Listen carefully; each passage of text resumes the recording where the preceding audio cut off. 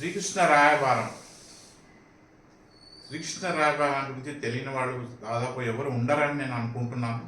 కానీ 1990 సంవత్సరాల పుట్టిన తర్వాత, ముఖ్యంగా 2000 సంవత్సరాల తర్వాత పుట్టిన జనరేషన్కు, ఈ తరం వారికి ఈ రామాయణ మహాభారతాల యొక్క అనేక గాథల యొక్క సందేశం, ఆ నీతి అనేది తెలియకుండా పోతున్నది. అందుకు ముఖ్య కారకులు తల్లిదండ్రులను అనొచ్చు, కేవలం వాళ్ళ పేరెంట్స్ని అని నిందించవలసి వస్తుంది. ఎందుకంటే టైం ఉండదు కదా.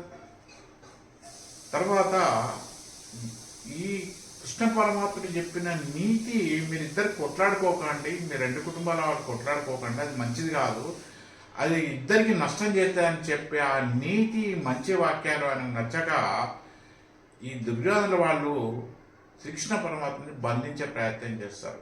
ఇది మనం చాలామంది పౌరాణిక సినిమాలలో చూసి ఉంటారు. ఈ దుర్యోధనుడు అసలు పేరు సుయోధనుడు. ఈ దుర్యోధనుడు అనేక చెడు పనులు చేయడం వల్ల అతనికి దుర్యోధనుడు అనే పేరు వచ్చింది. కానీ అక్కడ అతని పేరు సుయోధనుడు.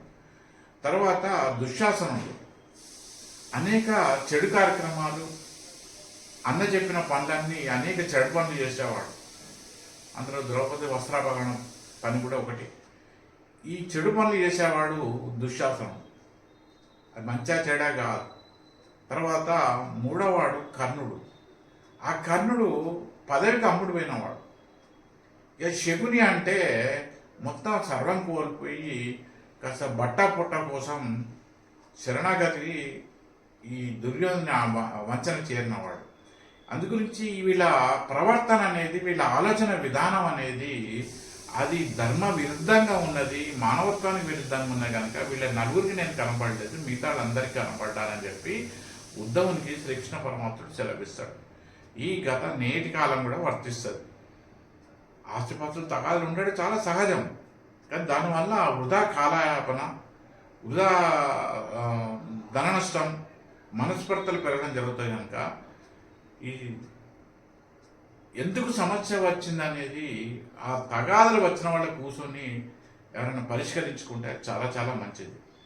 అలాగే నేటి కాలంలో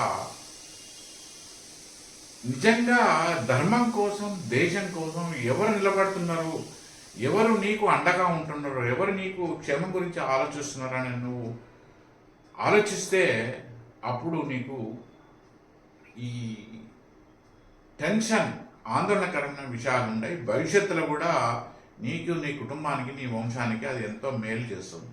ఉంటాను. నమస్కారం, శుభాకాంక్షలు. కృష్ణభారం యొక్క కథ ప్రతి అన్నదమ్ములు, ప్రతి అక్కజల్లెళ్ళు, ప్రతి కుటుంబ సభ్యులు అర్థం చేసుకుంటే వారి ఇంట్లో కుటుంబ తగాదాలు అనేది సమసిపోతాయి. ఉంటాను. నమస్కారం, శుభాకాంక్షలు.